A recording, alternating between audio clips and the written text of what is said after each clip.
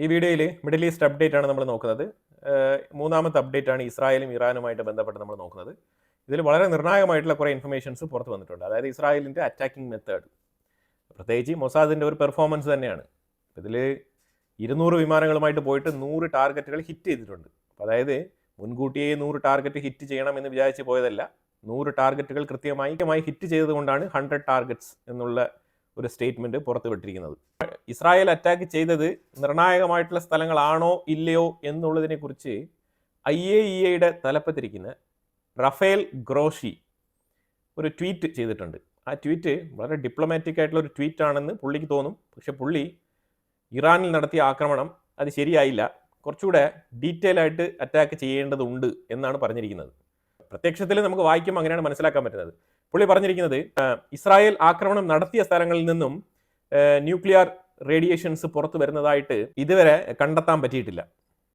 അതിന് പകരം വേറൊരു സ്ഥലം പറഞ്ഞിട്ടുണ്ട്. 2 സ്ഥലങ്ങളിലാണ് ഇസ്രായേൽ അറ്റാക്ക് നടത്തിയിരിക്കുന്നത്. ആ 2 സ്ഥലങ്ങളിൽ നിന്നും വലിയ തോതിലുള്ള ന്യൂക്ലിയർ റിയാക്ഷൻസ് ഒന്നും തന്നെ കാണാനില്ല എന്നാണ് പറഞ്ഞിരിക്കുന്നത്. അതിൻ്റെ അർത്ഥം വേറെ ഒന്നുമല്ല, ഇനിയൊരു 3 സ്ഥലങ്ങളും കൂടി ഉണ്ട്. ആ 3 സ്ഥലങ്ങളിലായിരിക്കാനാണ് സാധ്യത. അപ്പോൾ ആ 3 സ്ഥലങ്ങളും കൂടി അറ്റാക്ക് ചെയ്യുന്നതായിരിക്കും നല്ലത് എന്നാണ് റഫേൽ ഗ്രോഷി പറഞ്ഞു വെക്കുന്നത്. അപ്പോൾ പുള്ളിയുടെ ട്വീറ്റിൻ്റെ അർത്ഥം മനസ്സിലായല്ലോ. അപ്പോൾ ഇത് കേട്ടപാടെ ഇസ്രായേൽ ഇന്നലെ ഡേ ടൈമിൽ, അതായത് രാത്രി അറ്റാക്ക് ചെയ്ത് വെള്ളിയാഴ്ച പുലർച്ചെ 3 മണിക്ക് അറ്റാക്ക് ചെയ്തത് പോയിട്ട് പകലിൽ ഇറാൻ്റെ ഡ്രോണുകളെല്ലാം കൂടെ ഇസ്രായേലിലേക്ക് വന്നപ്പോഴത്തേക്കും ഇന്റർസെപ്റ്റ് ചെയ്തിട്ട് വീണ്ടും ഇറാനിലേക്ക് പകൽ ടൈമിൽ ഒരു അറ്റാക്ക്. പകൽ ടൈമിൽ അറ്റാക്ക് നടത്തിയത് 2 സ്ഥലങ്ങളാണ്. ആ 2 സ്ഥലങ്ങൾ എന്താണെന്ന് പറഞ്ഞാൽ, ഒന്ന് ഇസ്രായേലിനെതിരെ ബാലിസ്റ്റിക് മിസൈൽ വിട്ടുകളയാമെന്ന് പറഞ്ഞിട്ട് മൂവബിൾ ബാലിസ്റ്റിക് മിസൈൽ, അതായത് ഡ്രൈവ് ചെയ്ത് വെഹിക്കിളിൽ കൊണ്ട് ലൊക്കേഷനിൽ നിർത്തിയിട്ട് അവിടെ നിന്ന് ഡിപ്ലോയ് ചെയ്യാൻ പാകത്തിലുള്ള ബാലിസ്റ്റിക് മിസൈലിന്റെ ഒരു വെഹിക്കിൾ, ആ വെഹിക്കിൾ എടുത്ത് വെളിയിൽ വെച്ചപാടെ ഇസ്രായേൽ ചെന്ന് അറ്റാക്ക് ചെയ്ത് തകർത്ത് തരിപ്പണമാക്കി കളഞ്ഞു. ഞാൻ ഈ മാപ്പിൽ കാണിക്കുന്ന ഈ ലൊക്കേഷൻ തബ്രീസ്, ഈ തബ്രീസ് എന്ന് പറഞ്ഞ സ്ഥലത്ത് വീണ്ടും പോയിട്ട് കൃത്യമായിട്ടുള്ള അറ്റാക്കുകൾ പകൽ സമയത്ത് വീണ്ടും നടത്തിയിട്ടുണ്ട്. പക്ഷേ ഈ തബ്രീസ് എന്ന് പറഞ്ഞ സ്ഥലത്ത് ഈ റേഡിയേഷൻസിന്റെ ചെറിയ സാന്നിധ്യം അനുഭവപ്പെടുന്നതായിട്ട് IAEA കൺഫേം ചെയ്തിട്ടുണ്ട്. അവിടെ ആയിരിക്കാം ഈ എൻറിച്ച്മെന്റ് ചെയ്ത ഈ യുറേനിയം പ്രൊട്ടക്റ്റ് ചെയ്ത് അല്ലെങ്കിൽ സേഫ് ഗാർഡ് ചെയ്ത് വെച്ചിട്ടുണ്ടാവാനുള്ള സാധ്യതയാണ് പറയപ്പെടുന്നത്.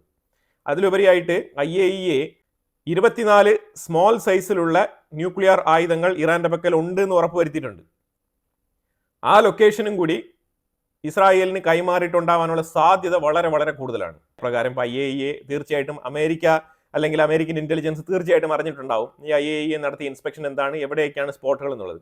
അങ്ങനെ അമേരിക്കൻ ഇന്റലിജൻസ് CIA അറിഞ്ഞിട്ടുള്ള ഒരു കാര്യം തീർച്ചയായിട്ടും മൊസാദ് അറിഞ്ഞിട്ടുണ്ടാവും. അപ്പോൾ 100% അവിടെ കൃത്യമായിട്ട് ടാർഗറ്റ് ചെയ്ത് അറ്റാക്ക് നടത്തും. അതുപോലെ ഇന്നലെ പകലില് ഈ തബ്രീസ് എന്ന് പറഞ്ഞ സ്ഥലം അറ്റാക്ക് ചെയ്തതിനോടൊപ്പം ഷിറാസ് എന്ന് പറഞ്ഞ ഒരു സ്ഥലവും കൂടി അറ്റാക്ക് ചെയ്തിട്ടുണ്ട്. അവിടെയും IRGCയുടെ രഹസ്യ താവളങ്ങളുണ്ട് എന്നാണ് അറിവ്. തെഹ്റാനിൽ ഇന്നലെ രാത്രി വളഞ്ഞ് ആക്രമണം നടത്തിയില്ലേ, ആ ആക്രമണം മൊത്തം ഈ IRGCയുടെ ഉദ്യോഗസ്ഥർ താമസിക്കുന്ന ഹെഡ് ക്വാർട്ടേഴ്സ് ആയിരുന്നു. ഈ ഹെഡ് ക്വാർട്ടേഴ്സ് മൊത്തം അറ്റാക്ക് ചെയ്ത് തകർത്ത് തരിപ്പണമാക്കിയിരിക്കുകയാണ്.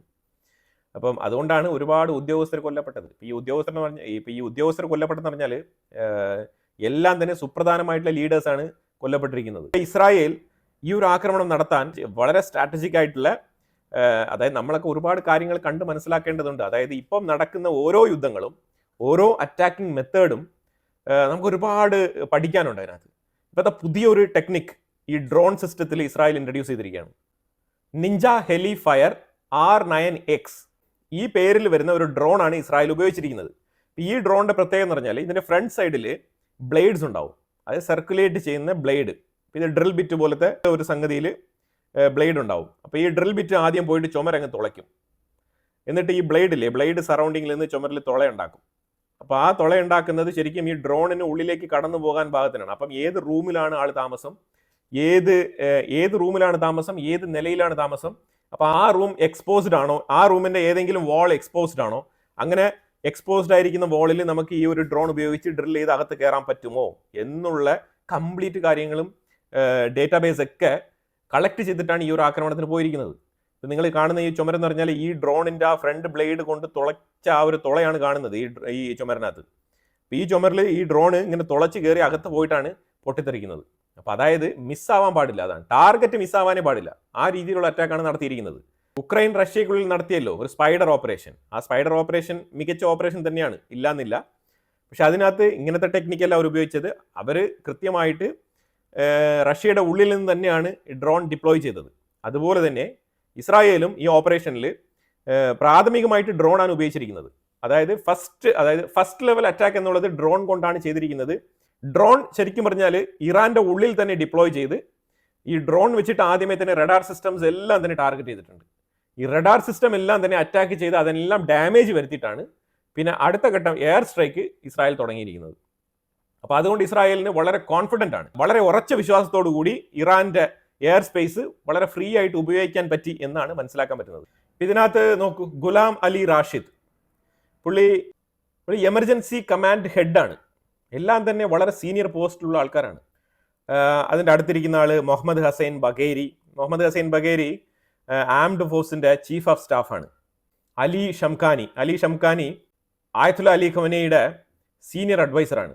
One of the top most കാറ്റഗറിയിൽ വരുന്ന വളരെ ക്ലോസ് കോൺടാക്റ്റിലുള്ള ആളാണ്. ആയത്തുള്ള ഖമനയുമായിട്ട് വളരെ ക്ലോസ് കോൺടാക്റ്റിലുള്ള വ്യക്തി. പിന്നെ അടുത്ത വ്യക്തി പറയണ്ടല്ലോ, ഹുസൈൻ സലാമി IRGCയുടെ ഹെഡാണ്, മേജർ ജനറൽ. അതാണ് മനസ്സിലാക്കേണ്ടത്. ഗുലാം റൈസ സുലൈമാനി IRGCയുടെ ഒരു കമാൻഡർ ഓപ്പറേറ്റർ ആണ്. അമീർ അലി ഹജിസാദെ പുള്ളിയും വളരെ ഇമ്പോർട്ടൻ്റ് ആയിട്ടുള്ള പുള്ളിയും IRGCയുടെ കമാൻഡറാണ്. ദാവൂദ് ഷെയ്ക്കിയാൻ ഡെപ്യൂട്ടി ഓപ്പറേറ്ററാണ് IRGCയുടെ. ബ്രിഗേഡിയർ ജനറൽ താഹിർപൂർ, ഇതും വളരെ ഇമ്പോർട്ടൻ്റ് ആയിട്ടുള്ള ഒരു പൊസിഷനാണ്. പുള്ളി ഹെഡ് ഓഫ് കമാൻഡർ UAV, അതായത് അൺമാൻഡ് ഏരിയൽ വെഹിക്കിൾ സിസ്റ്റംസ് ഇല്ലേ, അതുമായിട്ട് ബന്ധപ്പെട്ട ഡിപ്പാർട്ട്മെന്റിന്റെ ചുമതല വഹിക്കുന്ന വ്യക്തിയാണ് ഈ താഹിർപൂർ.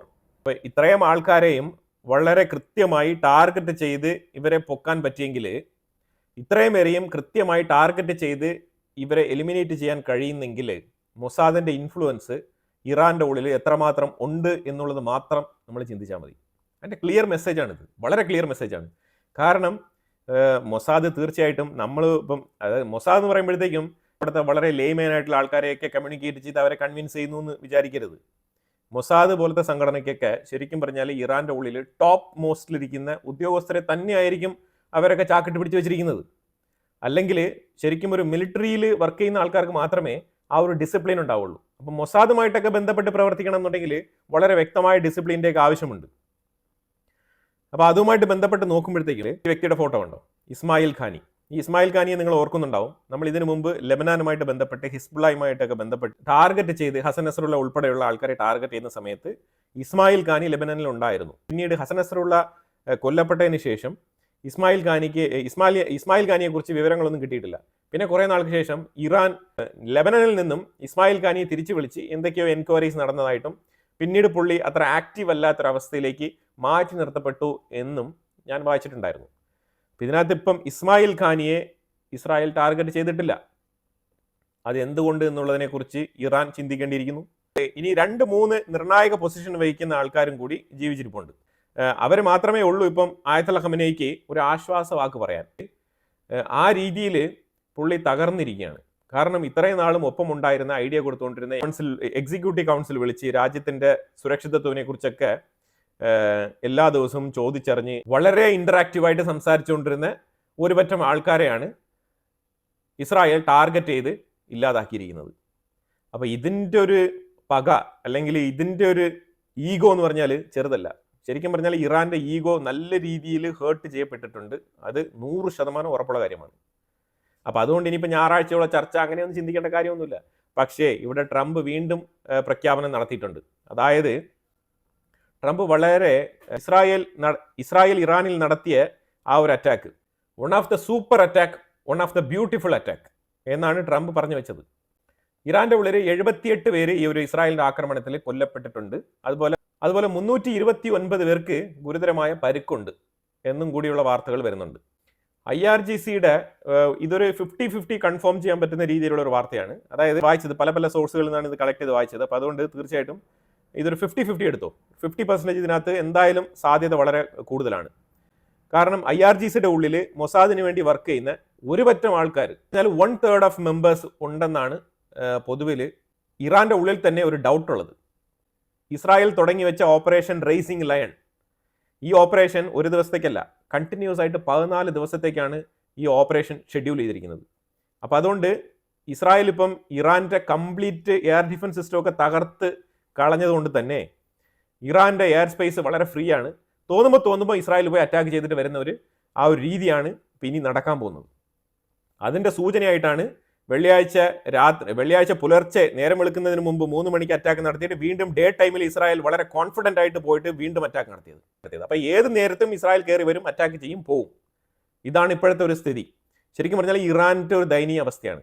ഇനിയിപ്പം അതായത് ഗ്ലോബൽ ലീഡേഴ്സ് കുറേ ഇറങ്ങി വന്നിട്ടുണ്ട്. ഇതിൽ മാക്രോൺ പെട്ടെന്ന് തന്നെ തലയ്ക്കകത്ത് ആൾതാമസം വന്ന് ഇസ്രായേലിനെ പ്രൊട്ടക്റ്റ് ചെയ്യാനും ഇസ്രായേലിന് ഡിഫെൻഡ് ചെയ്യാനുള്ള റൈറ്റ് ഉണ്ട് എന്നുള്ള രീതിയിലുള്ള സ്റ്റേറ്റ്മെന്റ് ഒക്കെയാണ് പറഞ്ഞിരിക്കുന്നത്. ഇറാന്റെ കേസ് വരുമ്പോഴാണ് മാക്രോൺ ഇങ്ങനെ സംസാരിക്കുന്നത്. അപ്പം യൂറോപ്യൻ യൂണിയനിൽപ്പെട്ട പല നേതാക്കളുമായിട്ടും മാക്രോൺ ചർച്ച നടത്തിയിട്ടുണ്ട്.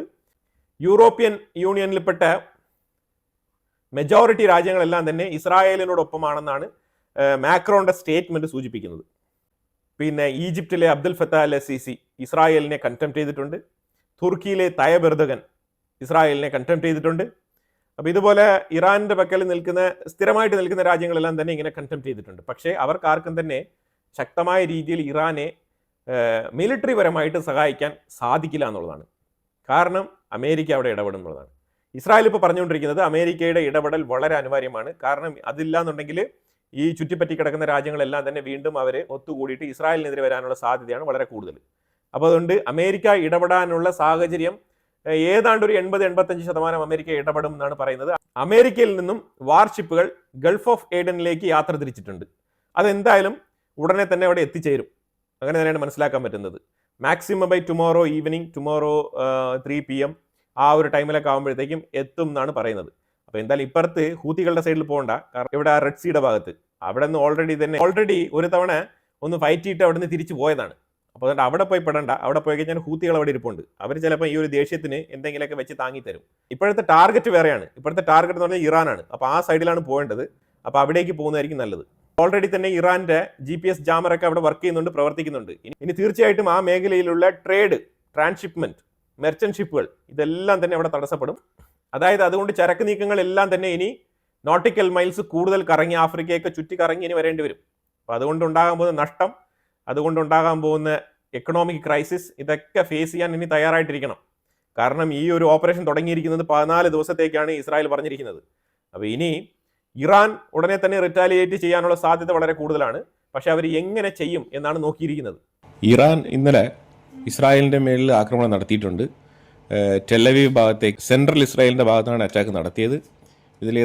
ഈ ആക്രമണത്തിൽ ഏതാണ്ട് 2 പേർ കൊല്ലപ്പെട്ടു. അതേപോലെ 19 പേർക്ക് ഗുരുതരമായ പരുക്ക് എന്നാണ് വാർത്തകൾ വരുന്നത്. പിന്നെ ഇതിനകത്ത് ഡീറ്റെയിൽ ആയിട്ട് പറയുന്നത് പറഞ്ഞാൽ ഈ കൊല്ലപ്പെട്ടതിൽ ഒരു ലേഡിയുണ്ട്. അതുപോലെ തന്നെ 60 പേർക്ക്, ഇസ്രായേൽ 19 പേർക്ക് പരുക്കെന്ന് ആദ്യം കണ്ടെത്തിയിരുന്നെങ്കിലും 60 പേർക്ക് പരുക്കുണ്ടെന്നാണ് ലേറ്റസ്റ്റ് ആയിട്ടുള്ള റിപ്പോർട്ട്സ് വന്നുകൊണ്ടിരിക്കുന്നത്. അതുപോലെ ഇസ്രായേലും ഇന്നലെ ഓവർനൈറ്റ് തെഹ്റാനിൽ അറ്റാക്ക് നടത്തിയതായിട്ട് പറയപ്പെടുന്നുണ്ട്. അപ്പോൾ എന്തായാലും വിശദമായിട്ടുള്ള ഡീറ്റെയിൽസ് ഇപ്പോൾ വന്നുകൊണ്ടിരിക്കുന്നേ ഉള്ളൂ. കാരണം ഇത് ഇറാന്റെ ഈഗോയെ ഹേർട്ട് ചെയ്യുന്ന രീതിയിലുള്ള ഒരു അറ്റാക്കാണ് ഇസ്രായേൽ നടത്തിയത്. ഒരുപാട് ഉദ്യോഗസ്ഥർ കൊല്ലപ്പെട്ടതിൽ ഇറാന് നല്ല രീതിയിലുള്ള ഈഗോ ഹേർട്ട് ചെയ്തിട്ടുണ്ട്. ഇത് അടുത്ത ലെവലിലേക്ക് എസ്കലേറ്റ് ചെയ്തിരിക്കുകയാണ് ഈ ഒരു യുദ്ധം. ഇപ്പോൾ മിഡിൽ ഈസ്റ്റ് യുദ്ധം ഇപ്പോഴെങ്കിലും അവസാനിക്കുന്ന മട്ടില്ല. ഇപ്പോൾ തുടങ്ങിയിരിക്കുന്നത് ഇസ്രായേൽ 14 ദിവസം എന്ന് പറഞ്ഞിരിക്കുന്നെങ്കിലും ഇത് മാസക്കണക്കിൽ നീണ്ടുപോകാനുള്ള സാധ്യത വളരെ കൂടുതലായിട്ടാണ് ഇപ്പോഴത്തെ ഒരു പോക്ക് വെച്ചിട്ട് മനസ്സിലാക്കാൻ പറ്റുന്നത്. പിന്നെ ഇത് നമ്മുടെ ഒരു മെയിൻ ചാനലാണ്. നമുക്കൊരു സെക്കൻഡറി ചാനൽ നമ്മൾ ഓപ്പൺ ആക്കിയിട്ടുണ്ട്. ഇൻസൈറ്റ്സ് ഗ്ലോബൽ എന്നാണ് അതിൻ്റെ പേര്. അതിൻ്റെ ലിങ്ക് ഞാൻ ഫസ്റ്റ് കമൻറ്റിൽ പിൻ ചെയ്യാം. അതിലും വളരെ രസകരമായിട്ടുള്ള, മറ്റാരും കവർ ചെയ്യാത്ത രീതിയിലുള്ള, നിങ്ങൾക്ക് യൂസ്ഫുൾ ആയിട്ടുള്ള ഇമ്പോർട്ടൻ്റ് ആയിട്ടുള്ള വാർത്തകളും സബ്ജക്റ്റീവ് അനാലിസിസ് ഒക്കെ അതിനകത്ത് വരുന്നതായിരിക്കും. കാരണം നമുക്കൊരു സബ്സ്റ്റിറ്റ്യൂട്ട് ചാനൽ വേണം എന്നുള്ളത് വളരെ അനിവാര്യമാണ്. കാരണം ഇന്നത്തെ സൈബർ ലോകം നിങ്ങൾക്ക് അറിയാമല്ലോ, എന്തെങ്കിലുമൊക്കെ ഒന്ന് സംഭവിച്ചു കഴിഞ്ഞാൽ നമുക്കൊരു റിക്കവറി ഓപ്ഷൻ വേണം എന്നുള്ള രീതിയിലാണ് ഒരു സെക്കൻഡറി ചാനലായിട്ട് അത് റൺ ചെയ്യുന്നത്. എല്ലാ ദിവസവും 2 ചാനലുകളിലും നമ്മൾ വീഡിയോ ഇടും. അപ്പോൾ അതുകൊണ്ട് നിങ്ങൾ 2 ചാനലും സബ്സ്ക്രൈബ് ചെയ്ത് വെക്കുക. ഫസ്റ്റ് കമൻറ്റിൽ ഞാൻ ലിങ്ക് പിൻ ചെയ്തിട്ടുണ്ട്. അഭിപ്രായങ്ങൾ കമൻറ്റ് ബോക്സിൽ രേഖപ്പെടുത്തുക. കൂടുതൽ വിഷയങ്ങളുമായിട്ട് അടുത്ത വീഡിയോയിൽ വരാം. Thank you so much.